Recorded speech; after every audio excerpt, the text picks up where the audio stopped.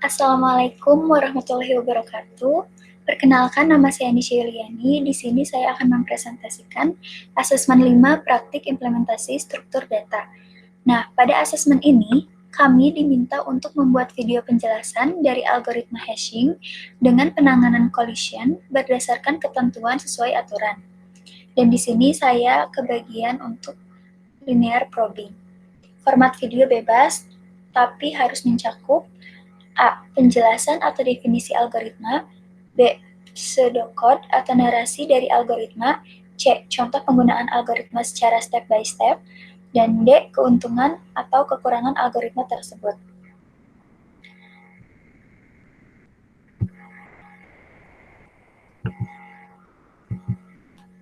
Nah, yang pertama, hashing. Pengertiannya sendiri ialah hashing adalah suatu teknik yang digunakan untuk menemukan elemen pada suatu struktur data tanpa perlu melakukan pencarian linear pada struktur data tersebut. Fungsi hashing, fungsinya ialah untuk mengubah indeks menjadi length yang lebih pendek, sehingga mendapatkan key yang mempresentasikan key-nya. Adapun istilah dalam hashing, hash table. Hash table merupakan array tempat penyimpanan data yang dialokasikan berdasarkan hash function.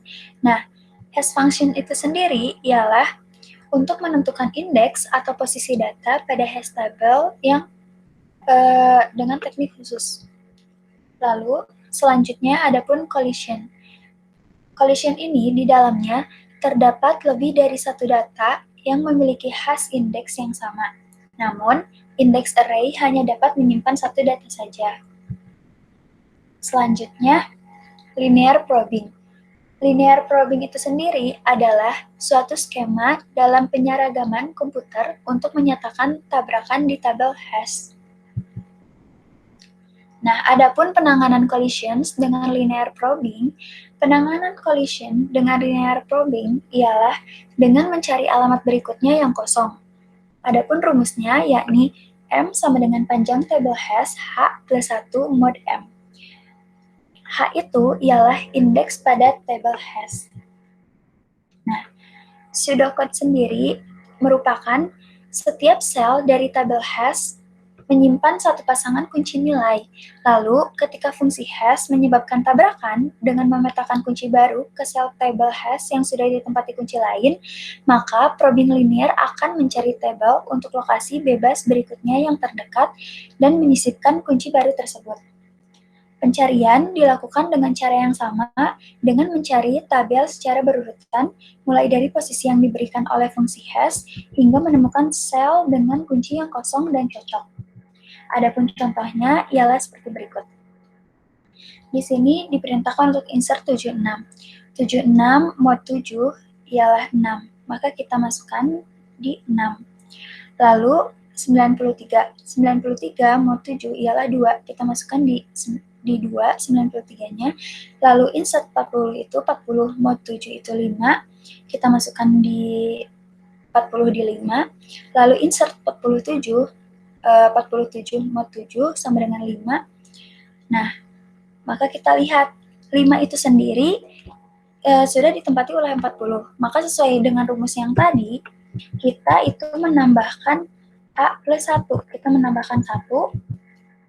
Nah, maka kita ke 76.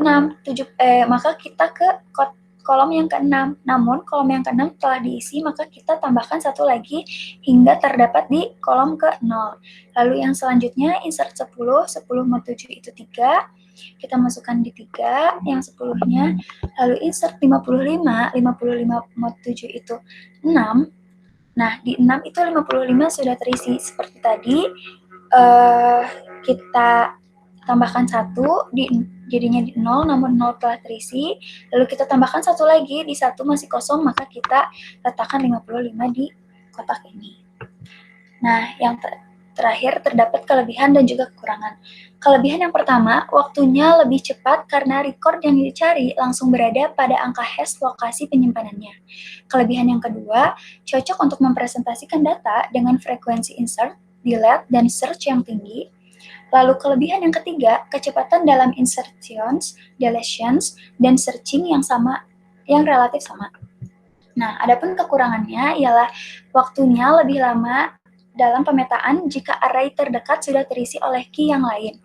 Lalu yang kedua, mudah memunculkan masalah, clustering, atau tabrakan antara key.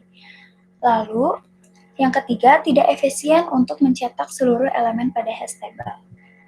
Maka, sekian penjelasan dari saya. Mohon maaf apabila ada salah kata, baik disengaja ataupun tidak. Wabillahi taufiq wal hidayah.